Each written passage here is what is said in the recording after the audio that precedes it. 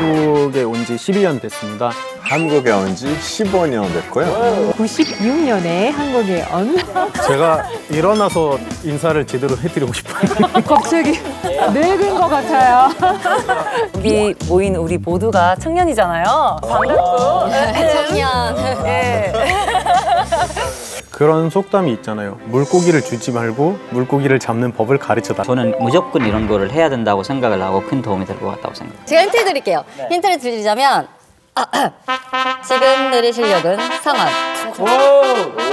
성함역입니다.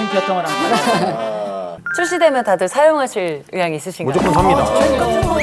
무조건. 네. 저는 무조건 사용합니다.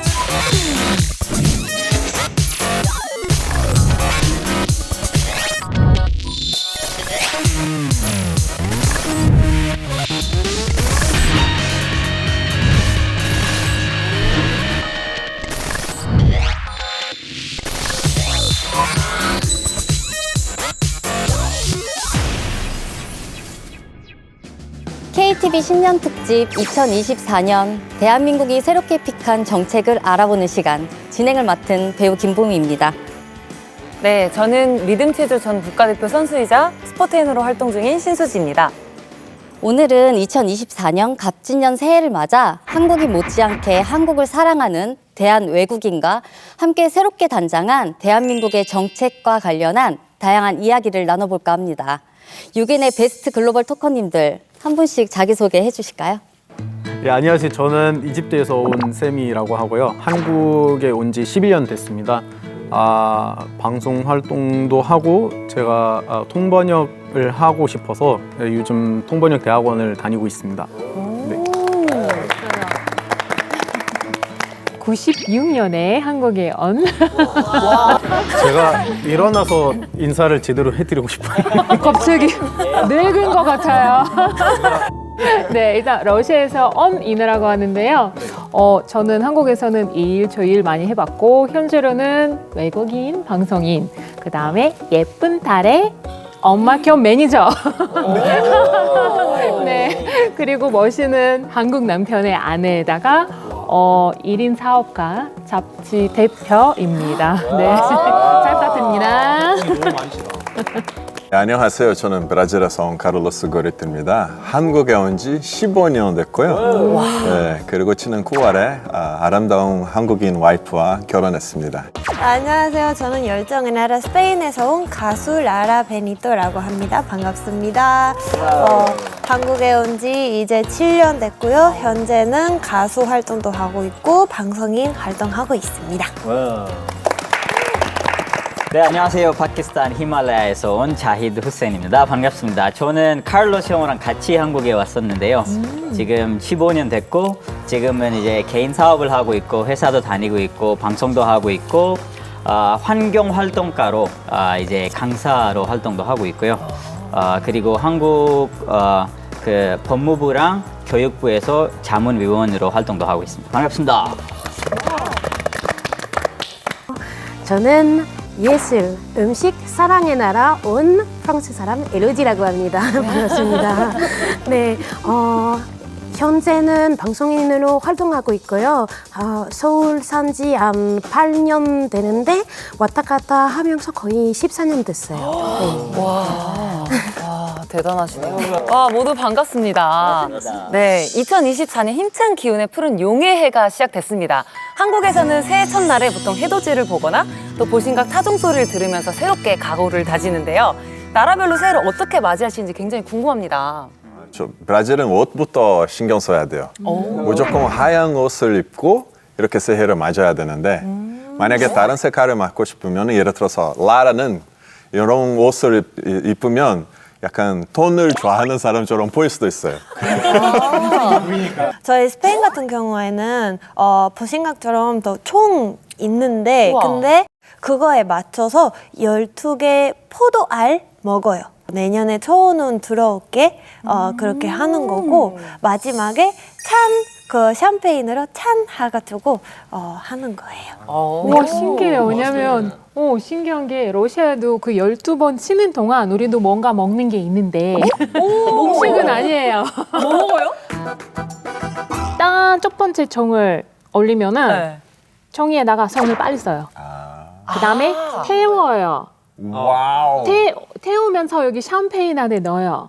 그리고 마셔요. 근데 12번 다 찌기 전까지 쓰고 태우고 마셔야 이루어진다. 불러 빨리 안 켜지요.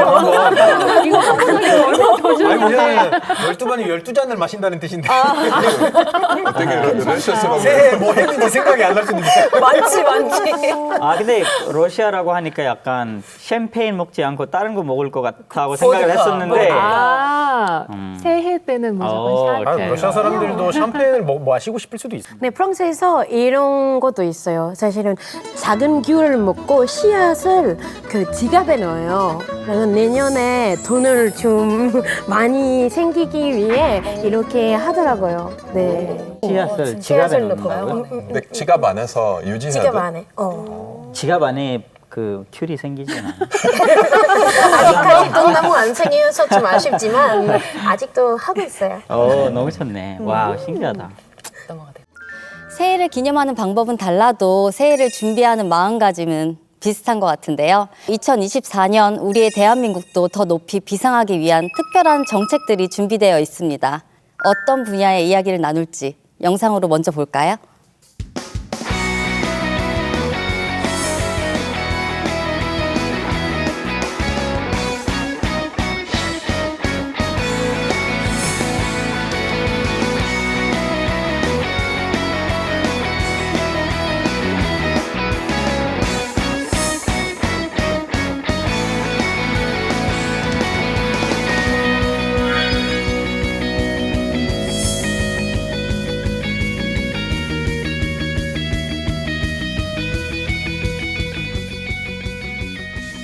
네, 희망과 열정의 아이콘인 청년. 여기 모인 우리 모두가 청년이잖아요.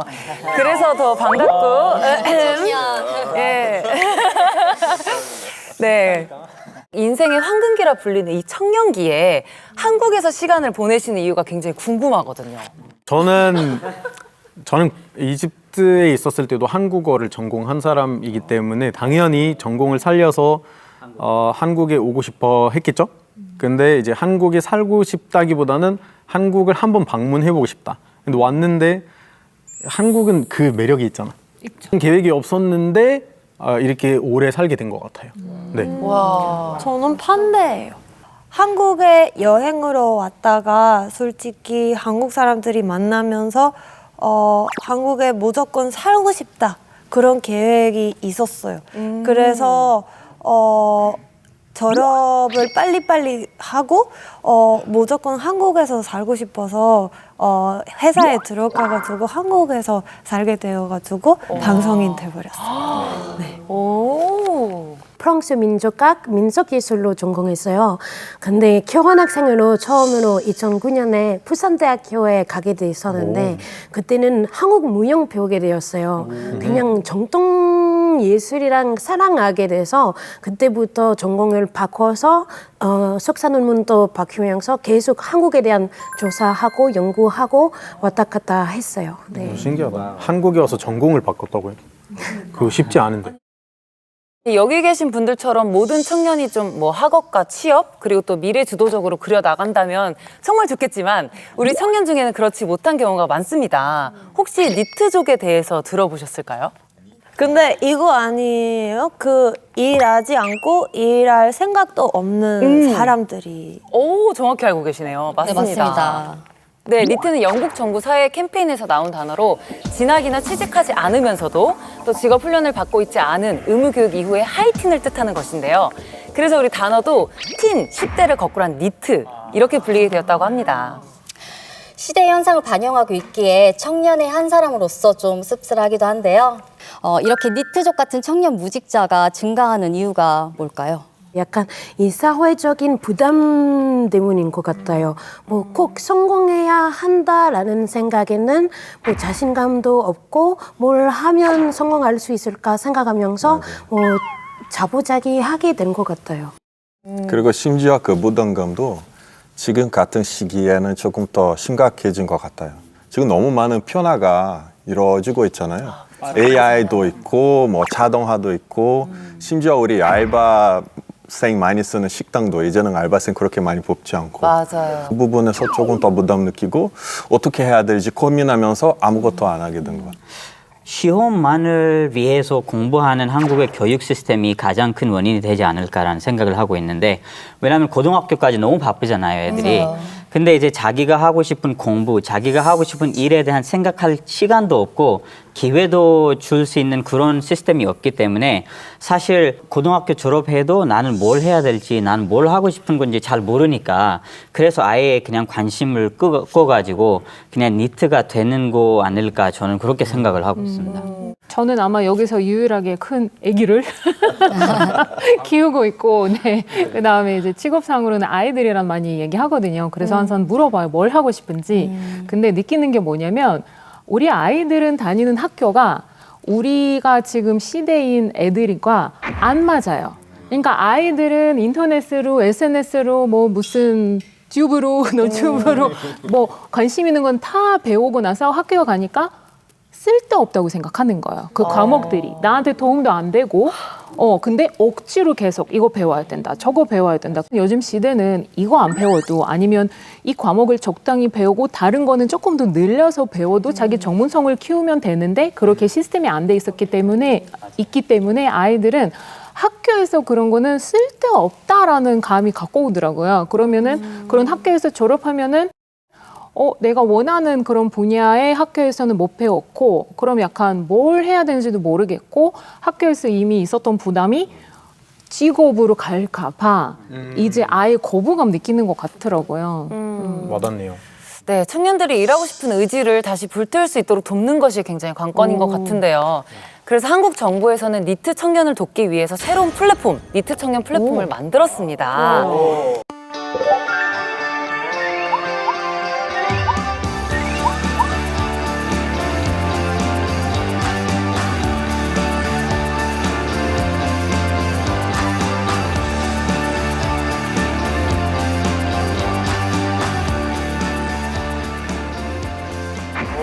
이 플랫폼이 과연 효과가 있을까요? 그런 속담이 있잖아요. 물고기를 주지 말고 물고기를 잡는 법을 가르쳐 달라. 맞아. 이게 제가 봤을 때 이 물고기를 잡는 방법을 가르쳐 주는 그런 플랫폼이기 때문에 도움이 될 거라는 생각을 할 수밖에 없는 것 같아요. 네. 엄청 큰 도움이 될 것 같은데, 이 니트도 사실 사회적인 문제고 경제적인 문제가 되고 있지만은 니트 친구들이 자기를 숨어 놓는 게 더 큰 문제라고 생각하거든요. 그 왜 숨어 놓냐면은 주변 시선들이 너무 안 좋아요. 맞아요. 그래서 주변에서 너무 스트레스나 압박을 주기 때문에 그 친구들이 일단은 일에 관심 없는 것뿐만 아니라 아예 숨어 있고 집에서 나오지도 않고 사람들이랑 만나지도 않기 때문에 아예 그냥 길이 안 보이는 거죠. 근데 이런 플랫폼이 생기고 이런 니트끼리 만나는 그런 자리도 생기고 하면은 마음도 이해 서로 하고 사람들도 만나고 기회들 좀 어느 정도 보면은 또 길을 잡지 않을까라는 생각이 돼서 저는 무조건 이런 거를 해야 된다고 생각을 하고 큰 도움이 될 것 같다고 생각합니다. 그렇죠. 그리고 다양한 경험이 되게 중요한데, 뭐 예를 들어서 계속 학교를 비판하고 싶진 않지만 저 행복하게 딸이 다니고 있는 학교인데, 제 생각에는 조금 이렇게 필수 과목을 줄이고 그 다음에 선택, 그리고 플랫폼 통해서는 좀 다양한 경험, 어릴 때부터 다양하게 이것도 해보고 저것도 해보고, 이건 재밌다, 관심만 있으면은 나중에 이제 고등학교 졸업해도 아니면 뭐 대학교 나와도 나 무슨 일 하고 싶다, 그런 마음을 만드는 거 중요하게 생각하거든요. 어린 나이에 이렇게 많은 경험에 노출되어 있으면 본인이 어떤 분야에 관심이 있는지 발견하는 그런 기회를 주는 거죠. 그리고 무엇보다도 경쟁에 집중하지 않고 포용 같은 그런 플랫폼 자연스럽게 자신 있게 본인이 부담이 안 되게 그런 체험을 많이 할 수 있었으면 좋겠어요. 맞습니다. 청년들의 희망을 한층 더 업그레이드하기 위해 니트 청년 플랫폼 정책이 잘 정착되어 대한민국 청년들이 니트가 아닌 넥스트, 다음을 꿈꿀 수 있기를 기대해 보겠습니다. 다음 정책으로 넘어가 볼까 하는데요. 네. 이름이 K-패스입니다. 네. 제가 힌트 드릴게요. 힌트를 드리자면 지금 내리실 역은 상암역입니다. 여행? 아마 약간 교통 앱은? 대중교통 관련된 대중교통. 패스 같은 거인 것 같은데. 맞습니다. 교통과 관련되어 있는데요.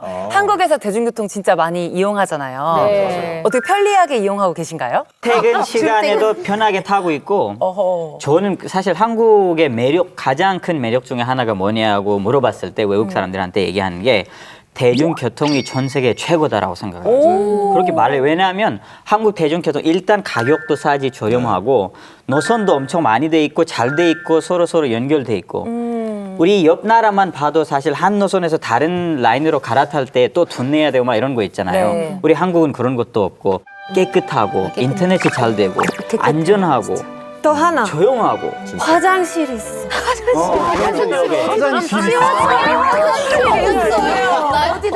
오 마이 갓. 노노노. 마드리드에 지하철 있는데 뭐 대충 좀 잘 돌아가는데 화장실 없는 게 너무 불편해요. 와, 급하면 진짜 힘들겠네요. 하다가 화장실 가고 싶으면 어떻게 해요? 참아야지. 아니 차라리 나가서 뭐 카페나 식당에 가서 그것도 안 돼요. 그것도 못해. 그것도 유럽에서. 못해요. 진짜로? 애교 부려도 안 돼요. 못 먹히는구나. 애교도 부리면 뭐 안 돼요. 안 먹여요. 유럽 안 먹혀. 아니 진짜 너무 그러면은 한국 지하철이 최고네요. 최고예요. 되게 갓선비, 편해요. 갓선비. 지하철뿐만 아니라 버스도 되게 편하더라고요. 저 개인적으로 지하철도 탔지만 버스 훨씬 더 많이 타요. 뭐 늦게까지 운전하고 또 계단 없어서 굉장히 좋아요. 네, 맞습니다. 한국의 대중교통 시스템은 전 세계에서도 진짜 손꼽히게 편리하고 깔끔하게 운영되고 있는데요. 다만 좀 더 많은 이들이 부담 없이 이용할 수 있도록 독려하는 그런 지원하는 정책이 좀 부족하다는 아쉬움이 있었거든요. 그런데 이제 곧 한국형 대중교통 통합권이 출시됩니다. 그것이 이름하여 K-패스인 거예요.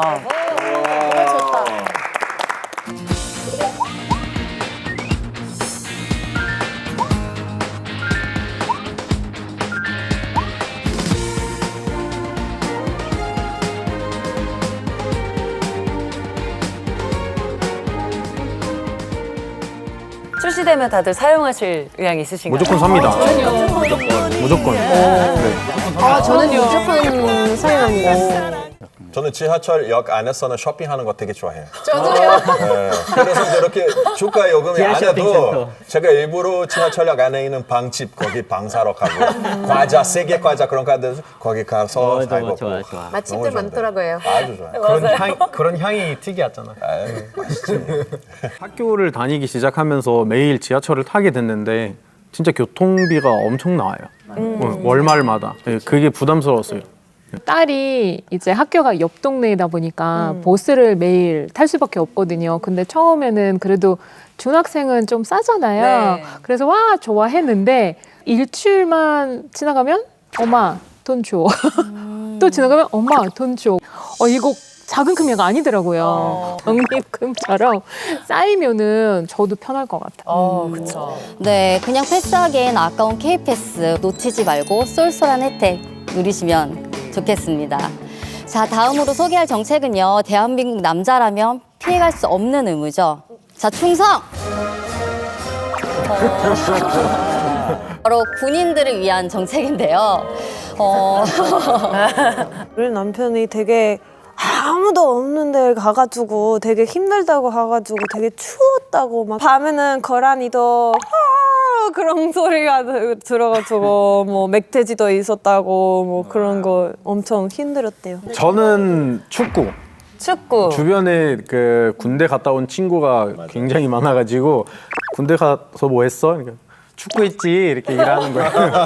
그렇지만 이제 그 힘들어도 배우는 게 많다고 해서 의미 있는 기간이기도 해요. 네. 저는 친구들이 다 1학년 때 열심히 친구들 많이 만들었는데 대학교에서 열심히 같이 공부하고 팀플도 하고 이제 친해졌는데 갑자기 방학 끝나고 2학년 때 학교 들어왔는데 제가 아는 사람들이 한 명도 없는 거예요. 그래서 너무 왕따 된 것처럼 약간 그래서 약간 우울도 했고 근데 그때 이제 처음 알았던 게 친구들 다 군대 갔다고 이제 들은 거죠. 그래서 저는 항상 한국 군인이라고 하면은 제 친구들이 없어졌다는 그 생각밖에 안 나요. 저도 육군 사관 학교 다니고 왔거든요, 파키스탄에서. 그래서 5년 동안 저도 군인처럼 생활을 하고 왔는데 제가 파키스탄의 육군 사관 학교와 한국 제 친구들 군대 갔을 때 하는 생활 패턴이 너무 달랐어요. 저희가 거기서 너무 편하게 생활을 하고 왔거든요. 근데 친구들이 여기 너무 힘들게 산다는 약간 그런 말들을 많이 들으니까 항상 친구들이 너무 불쌍하고 그랬어요.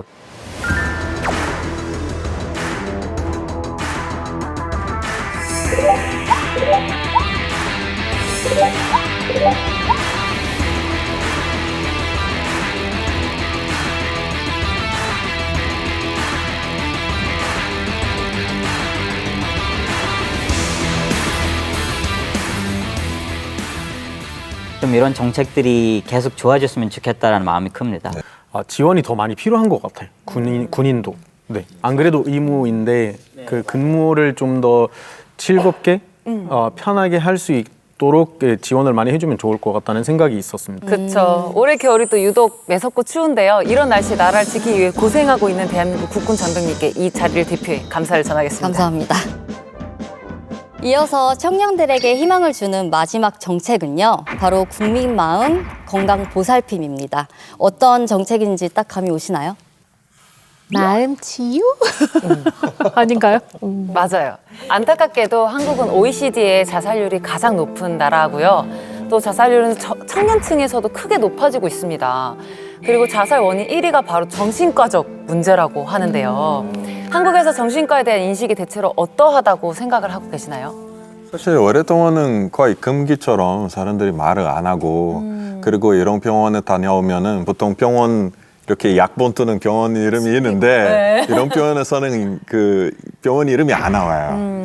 그리고 다녀온 사람들 그거에 대해서도 조금 부끄럽고 그런 분위기였어요. 저 외국에는 뭐 예를 들어서 정신 상담 아니면 심리 상담 이렇게 받았다고 하면은 그러면은 아 마음을 좀 편하게 만들고 왔구나 이렇게 사고 방식이 있는데 한국에서는 약간 그런 데 가면 문제 있어? 이런 눈빛으로 보기 때문에 갔다 와도 말을 못하고 그런 거보다는 가기가 부담스럽긴 해요 아직도. 근데 이게 한국뿐만 아니라 사실 제가 봤을 때 저도 이제 동양 사람이니까 저희 동양 나라 거의 다 그렇게 생각을 하는 것 같아요 사회적으로. 그래서 이제 이거를 별로 이제 사람들이 이거 만약에 문제가 있으면은 그걸 숨기고 막 그렇게 다니니까 그 문제는 계속 이제 이루어지고 있다고 생각을 하는데 제가 봤을 때는 15년 전에 왔었던 대한민국과 지금의 대한민국은 많이 다르다고 생각을 해요. 많이 좋아졌다고 생각을 하는데 이게 더 좋아지는 그런 정책이 생겼으면 너무 좋겠어요. 정부가 대통령 직속 정신건강정책혁신위원회를 만들어서 전 국민의 정신건강을 관리하겠다고 발표했습니다. 와우, 나이스.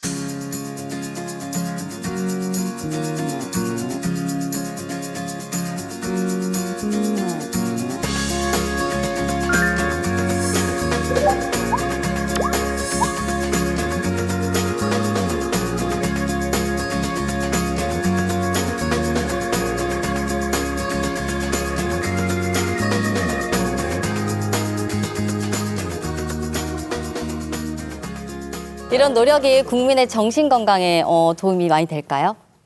많이 되겠죠. 그동안 그런 서비스가 필요한데 자기만의 왜냐면 그것도 찾아가는 것도 힘든 결정이거든요. 쉽지 않거든요. 근데 이렇게 제공되어 있다, 쉽게 구할 수 있다 이렇게만 해도 사람들이 접근할 수 있게 하는 유도하는 그런 정책이 되지 않을까 싶어요.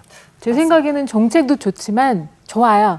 추가로 캠페인 했으면 좋겠어요. 뭐 캠페인 뭐 예를 들어서 뭐 보통 우리는 대중교통 타면은 뭐 이렇게 나오잖아요. 무의식적으로 읽게 되잖아요. 그런 거 하면은 뭐 마음 치유도 필요하다라든가 마음 편하게 뭐 이런 거 하면은 좀 더 사람들이 많이 이용하지 않을까 싶어요. 널리 홍보하는 그렇죠. 이거 괜찮다. 이런 식으로.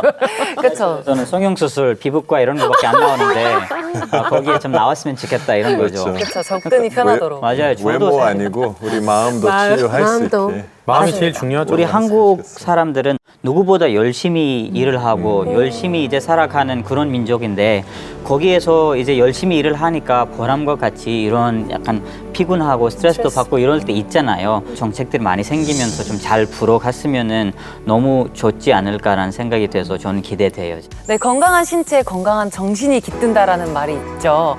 하루에 30분 충분한 햇볕을 쬐며 걷는 것만으로도 우울증 예방에 진짜 많은 도움이 된다고 합니다. 그러니까 우리의 마음 건강을 위해서 함께 실천해 보시면 정말 좋을 것 같습니다. 부모님이 제일 많이 생각날 것 같은데 어떠세요? 아무리 자주 연락을 해도 항상 그립고 보고 싶죠. 그래서 명절 때는 짧게 이야기해요. 울컥해서 항상 울컥해가지고 못하겠어요. 우리 엄마 맨날 울어요. 면절 아니더라도 맨날 울어요. 어우. 그래서 전화 자주 못해요. 자주 아니 미안해서. 엄마 보고 싶어서 자주 못한다. 안 되네. 이거 하기 위해서 우리 맞벌이잖아요. 둘 다 일하는데 근데 일하는 방식이 좀 바꿨어요. 근데 아무래도 일에 집중하려고는 우리 믿고 맡길 수 있는 그런 기관이나 그런 뭐 기회가 있어야 되는데 주변 친구들한테 물어봤는데 그 어린이집이 거의 1년 넘게 줄 서서 기다려야 되는데 저도 1년 그렇죠? 넘게 기다렸어요. 저도 어린이집 1년 넘게 기다리고 유치원은 이제 세 군데를 이제 지원할 수 있는데 세 군데 다 이제 아직 떨어진 상태여서 이제 또 다른 이제 유치원을 알아봐야 하는 상황이 지금 있거든요. 저는 셋을 낳고 싶은데 이런 것 때문에 걱정 많이 해요, 사실. 빨리 개선했으면 좋겠어요. 아, 여기서 자랑해야 되나요? 러시아는 이제 할머니, 할아버지까지 이렇게 돼요. 만약에 온 가족이 일하잖아요. 그럼 그 가족 중에 한 명 육아휴직 가능해요. 와, 네. 대박. 그래서 러시아에서는 보면은 부부들은 대부분 맞벌이가 많아요. 저 워커홀릭이거든요. 사실은 자유 영혼에 왜 결혼했는지 가끔 신기하기도 하고.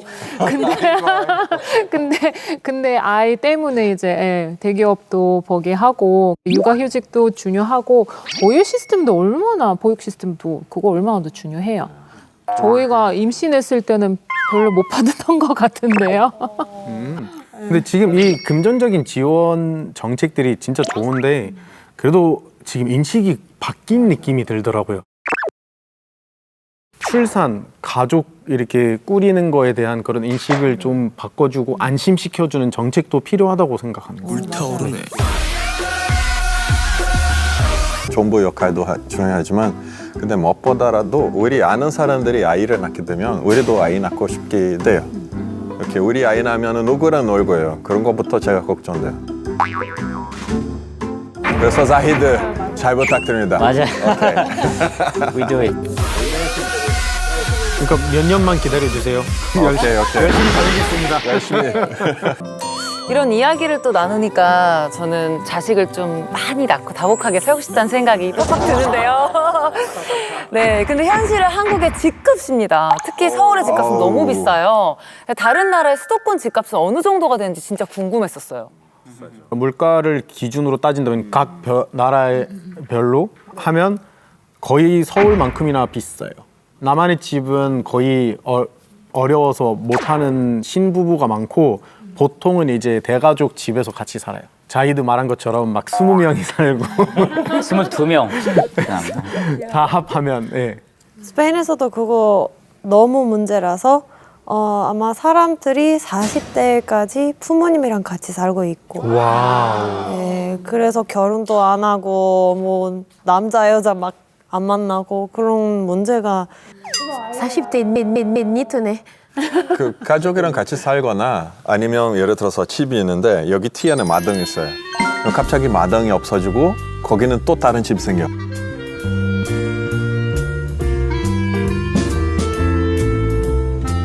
여러 가족이 같이 살 수 있는 그런 형식으로 할 수 있어요. 어쩔 수 없어요. 카를로스 씨 그거는 꿈이고 제가 말하는 거 작은 아파트에 40대까지 부모님 같이 살고 있다는 말입니다. 셋째부터는? 셋째부터는 더 가능해지겠죠. 확률이 높아지겠죠. 네. 그래서 쉽게 말하면 아이를 출산하면 청약 당첨률이 계속 높아진다는 거죠. 이런 제도는 어떻게 생각하세요? 긍정적이죠. 너무 좋아요. 이런 걸로 설득해야 돼요, 와이프. 네. 갑자기 좀 생각이 바뀌시나요? 아니 계속 네 둘째 낳아야 되나요? 잠깐만요. 떼기 하나 낼수록 생각이 바뀌어가고 있어요. 이때까지 안 바뀌었는데 집 나오니까 괜찮은데요? 알고 보니까 우리 딸이 그동안 외로웠구나. 아, 저도 이제 생각하기 시작해야겠네요.